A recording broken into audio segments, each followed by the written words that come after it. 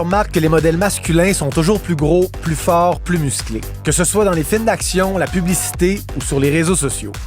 Et c'est clair que ça peut jouer dans la tête des petits gars. Avoir un corps de dieu grec, ça demande beaucoup de travail. Aujourd'hui, dans les salles d'entraînement, la tentation du raccourci des stéroïdes anabolisants est plus présente que jamais. Dans l'environnement des gyms, tu vas toujours avoir du monde qui gravite autour, qui vont faire, tu sais, si jamais t'en veux, viens me voir. Les produits dopants ne sont plus seulement le lot des athlètes. Sur Internet, il s'agit d'une simple recherche pour avoir accès à une panoplie de produits prohibés. C'est absolument accessible en ligne. Il y en a vraiment beaucoup, c'est hallucinant. Et les effets secondaires sont bien réels. Je pense pas que c'est dangereux, je sais que c'est dangereux. C'est dangereux. Si tu prendrais des stéroïdes, tu pourrais devenir tellement fort, là, pis gros, là, ta mère, elle aurait peur. OK? Je me demande donc pourquoi certaines personnes mettent leur santé à risque à la poursuite de leur corps de rêve.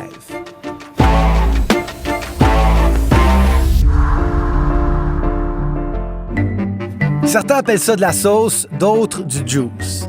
Mais c'est quoi au juste des stéroïdes anabolisants? On parle en fait de produits synthétiques qui ont la même structure chimique que les stéroïdes qu'on trouve dans l'hormone mâle, la testostérone.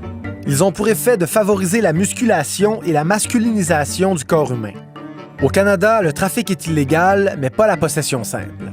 En plus des stéroïdes, depuis plusieurs années, les modulateurs sélectifs des récepteurs aux androgènes, aussi appelés SARMs, et les hormones de croissance ont fait leur entrée dans les gymnases amateurs. Si certaines femmes en consomment, la grande majorité de la clientèle est masculine. Je m'en vais rencontrer Simon Deschênes, directeur de la salle d'entraînement Atlantis à Laval, un des plus grands établissements du genre. Et il n'est pas dupe. Plusieurs membres de son gym consomment des agents anabolisants. Est-ce que tu remarques une augmentation de la consommation de produits anabolisants au courant des dernières années? Ça a toujours été présent.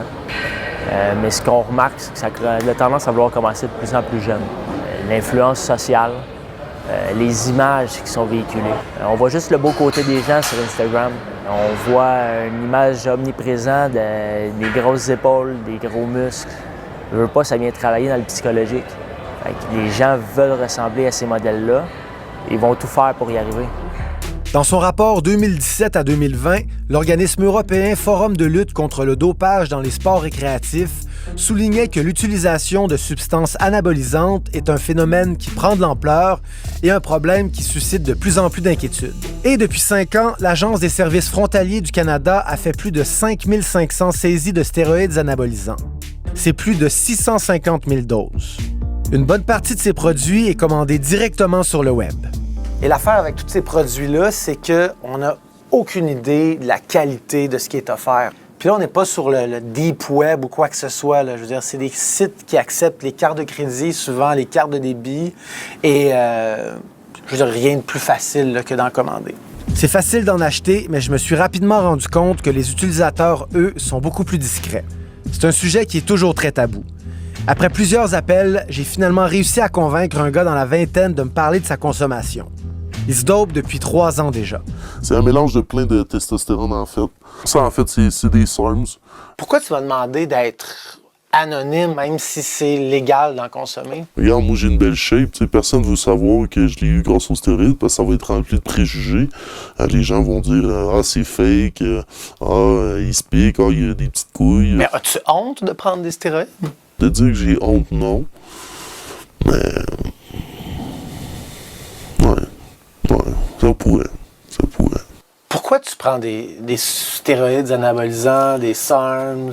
Mais tu sais, c'était surtout pour le physique la première fois que j'ai pris des SARMs. C'est pour avoir l'air gros. Quand tu es sur le stock, si on peut dire, tu deviens vraiment alpha, là, c'est-à-dire, tassez-vous les corsets, je suis en place, tu te sens vraiment supérieur, tu régénères mieux, tu dors mieux, tu as plus d'énergie. Tu te sens plus viril. Ah, 100%. Mais ça te fait pas peur, je veux dire, tu joues avec littéralement la nature, là, avec ta nature. Oui, 100%. Tout ça peut être contrôlé si c'est bien fait. Mais t'es pas suivi par personne. Là. Non, on n'est pas suivi par des professionnels. Oui, on se prend un peu pour des infirmiers à se piquer nous-mêmes, mais il y a une connaissance à aller chercher avant de commencer à toucher à ça, là, sans aucun doute. Là. La nature clandestine des produits dopants fait en sorte que c'est difficile de mener des études cliniques sur les effets à long terme. Mais on sait que chez l'homme, à court terme, ça peut causer de l'acné, l'augmentation de la pilosité, du volume des seins, une réduction de la taille des testicules et l'impuissance. Pour en savoir plus sur les risques liés à leur usage, je me suis rendu à l'Agence mondiale antidopage, dont le bureau chef est situé à Montréal. L'augmentation de consommation de ce type de produit est quelque chose qui est un fait aujourd'hui, qui est avéré. Le risque, c'est la qualité du produit que quelqu'un serait tenté d'ingérer. Parfois, on trouve des doses faibles, parfois on trouve des doses plus fortes, ou parfois on ne trouve pas forcément les produits qui sont attendus. Ensuite, vous avez les risques qui sont liés aux produits eux-mêmes, à la quantité qui est consommée et à la durée de consommation. Dans les années 70, l'ex-Allemagne de l'Est a mis sur pied tout un programme de dopage d'État dans lequel les athlètes consommaient notamment des stéroïdes anabolisants. Les études menées sur ces anciens Olympiens révèlent aujourd'hui de gros problèmes de dépression, d'infertilité et une plus grande prévalence de cancer et de maladies du cœur. 30 ans après la chute du rideau de fer, les agents anabolisants se vendent encore illégalement et pas seulement sur Internet. Un trafiquant a accepté de me parler de son commerce qui se porte très bien. Et ses clients, je vous le confirme, ne s'entraînent pas pour les Olympiques. Donc, il y a de la demande là, pour ce type de produit-là. Absolument. Selon toi, est-ce qu'il y a quelqu'un dans tous les gyms qui vend des stéroïdes? D'après moi, oui. Dans Puis tous il y en a plus qu'un sûrement qu'avant. Ce ne sont plus que des athlètes professionnels. Non, il y a monsieur, madame, tout le monde. Puis le monde, il connaît ça de plus en plus, la testostérone. Ils s'en parlent plus. Il y a le bodybuilder de plage là, qu'on appelle, là, que lui, c'est pas un professionnel qui va pas faire de tournoi, rien, là, qui veut bien paraître. Là. Puis après ça, l'été fini, là, tu dégonfles. Malgré tout, le marché noir des stéroïdes n'est manifestement pas une priorité pour les autorités policières. La Gendarmerie royale du Canada et la Sûreté du Québec nous ont même confirmé qu'ils n'ont pas d'experts en la matière.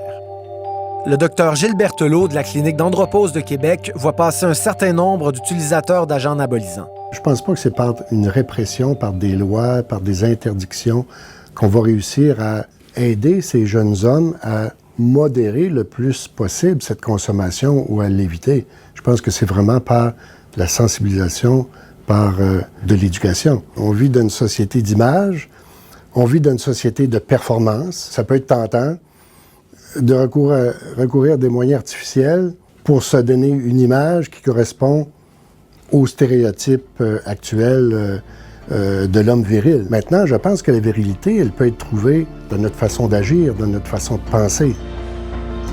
Certains utilisateurs de stéroïdes ne seront jamais satisfaits de ce qu'ils voient dans le miroir, peu importe leur entraînement ou les substances consommées. C'est ce qu'on appelle la dysmorphie corporelle. La poursuite du corps idéal est pour plusieurs une course sans fin. Quand tu prends des stéroïdes puis tu te regardes dans le miroir, là, es-tu satisfait de ce que tu vois? On n'est comme jamais vraiment satisfait. C'est